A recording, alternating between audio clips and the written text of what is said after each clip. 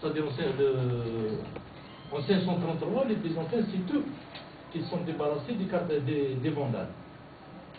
Et le problème, justement, qui se pose toujours dans l'histoire de la ville de Béjaïa, c'est-à-dire depuis l'époque byzantine à l'époque hamadite, c'est un trou noir.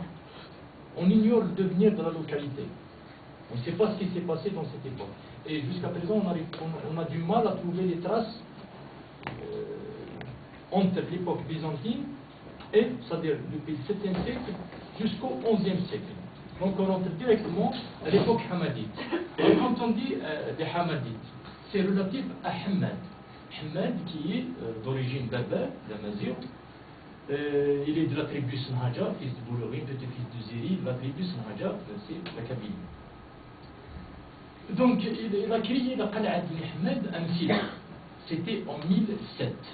Il a eu des problèmes avec son oncle, Badis, Qayrawan.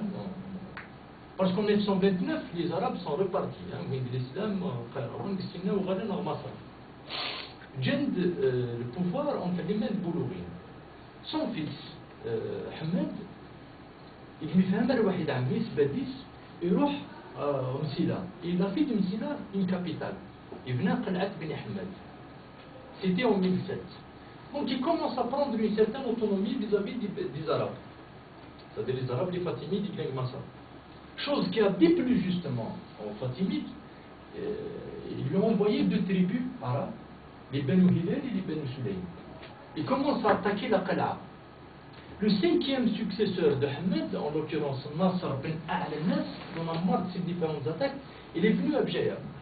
Il a fait de Béjaïa la 2e capitale.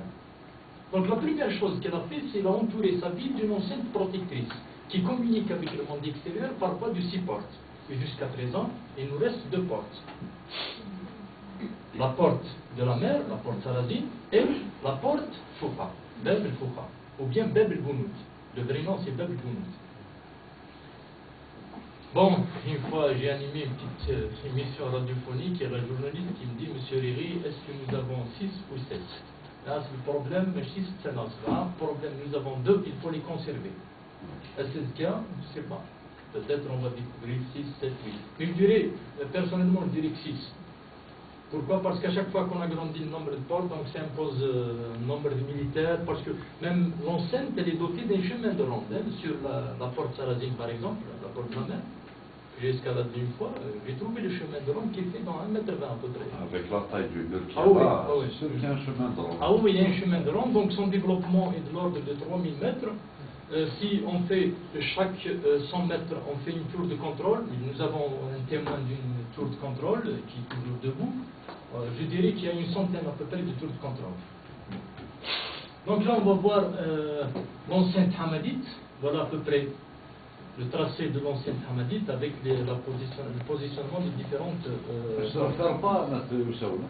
Comment? Elle reste ouverte. Oui, elle met de la montagne, elle met de Goureya. Juste au pied du plateau. Oui. Parce qu'après les Français, ils ont continué avec une tranchée. Ah oui.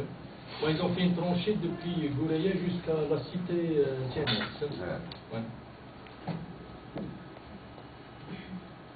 Là, on voit jusqu'à présent les traces de l'enceinte hamadite qui sont encore debout. Là, une porte, la porte Fouqa, la porte des étendards. C'est une ancienne photo. Si, elle existe encore. Hein. Il y a 2 portes en réalité. Il paraît que c'était la porte principale. Donc il y a une porte où le roi, enfin l'émir, recevait ses hôtes, et une deuxième pour les ordinaires.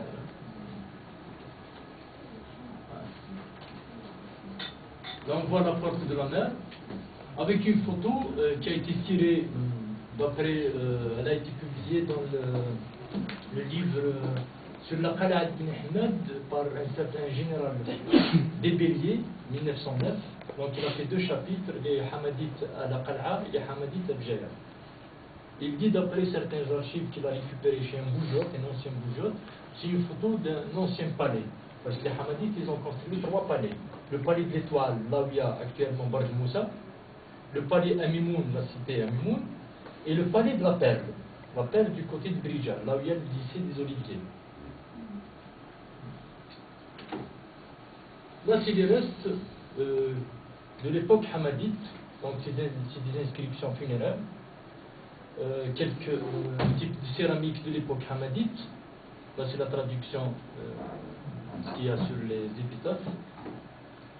On rentre dans l'époque, et vous savez qu'à l'époque hamadite c'était l'apogée de la civilisation, ce que représente aujourd'hui pour les savants, les chercheurs et tout ça, New York ou bien Paris ou bien, je sais pas, Washington, c'est à peu près la même chose que représente Béjaïa à cette époque.